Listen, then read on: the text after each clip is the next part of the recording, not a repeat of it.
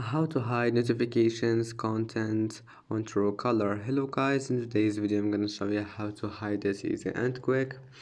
First open Truecaller and then click on your profile here and then click this settings icon and now uh, click this one here, messaging,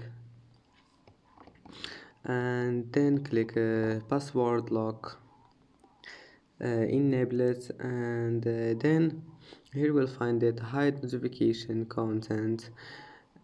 That's it.